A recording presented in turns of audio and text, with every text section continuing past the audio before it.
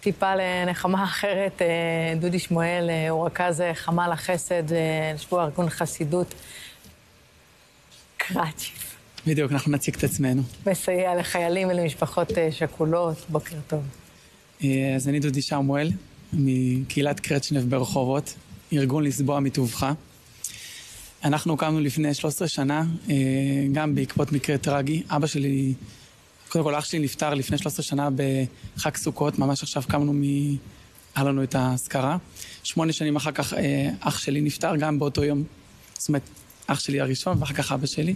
וואו. ואז הקמנו עמותה שבעצם מהשנים שאנחנו היינו עם אחי בבית החולים, גילינו כמה חסר, לפעמים המילה הטובה במיון, לרופאים להתייחס אליהם.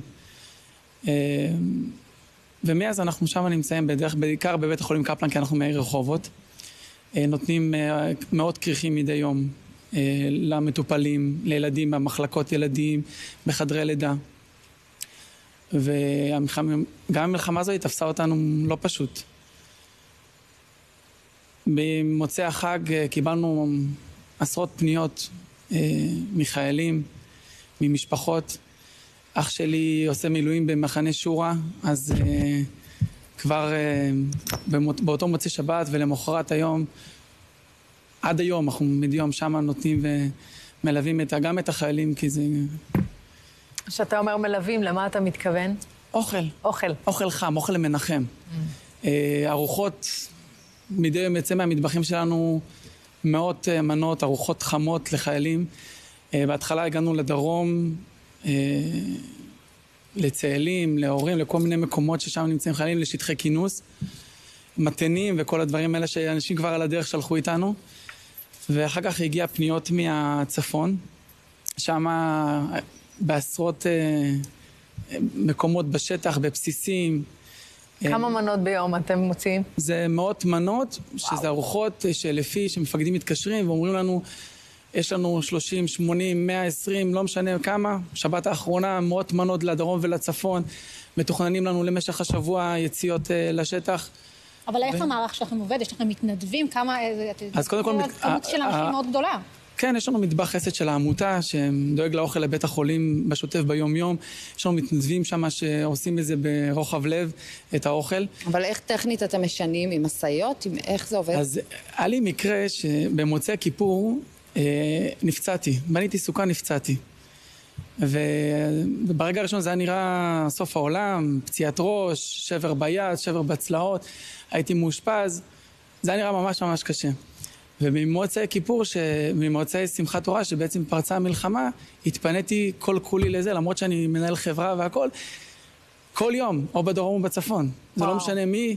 בשבת האחרונה הגשנו 100 ומשהו מנות לדרום, לגדוד שלם, והתקשר אלינו מישהי מירד, שישון אתה צריך עזרה, כי שישי קצת מרחובות להגיע לדרום וזה. קשה. הגיעה מירד, הגיעה לרחובות, אישה נכה.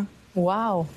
הגיעה לרחובות, לקחה את כל הציוד ואת האוכל לחיילים בשטח. קיבלנו מהם אחר כך הודעות כאלה משמחות שעשינו להם את החג. וואו. פקדים אומרים לנו שלפעמים יש חיילים ששוביים בשטח נמצאים, ועל שימורים, על דברים אשר אוכלים וואו. ואנחנו מגיעים עם ארוחות חמות, ואנחנו גם שואלים אותם מה אתם רוצים, עופות, בשר, דגים, טבעוני, צמחוני, מה שרוצים. תפריט. מדהים. אנחנו עושים את זה בכיף, מכל הלב, זה מקום של... נתינה. קצת.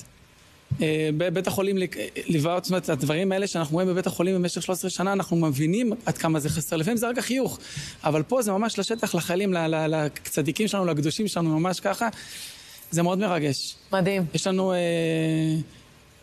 ביום השני של המלחמה, פנו אלינו 12:30 בלילה למשפחה שהודיעו להם שהילדה תצפיתנית נרצחה שם.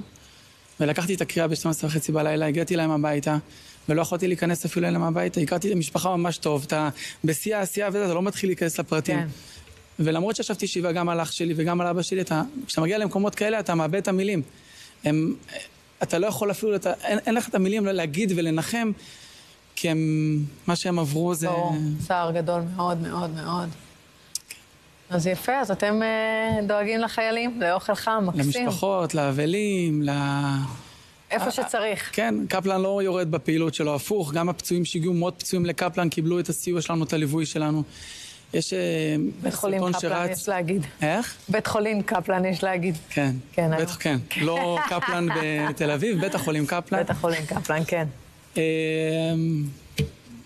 אני חושב שבבית חולים אין פוליטיקה. מדהים, ברור. שם אנחנו נותנים לאנשים, זה לא משנה אם זה יהודי או ערבי, או יולדת, או לא משנה מי מקבל, אנשים שמגיעים לבית החולים לא מגיעים מתאונה. כן. לצערנו, עם ארנק לפעמים, שם אנחנו, החיוך הרחב. מדהים. היה סרטון שרץ, סרטון של משפחת סוויסה, ההורים נרצחו בשדרות, והילדה צעקה, אתם ישראל, אתם ישראל.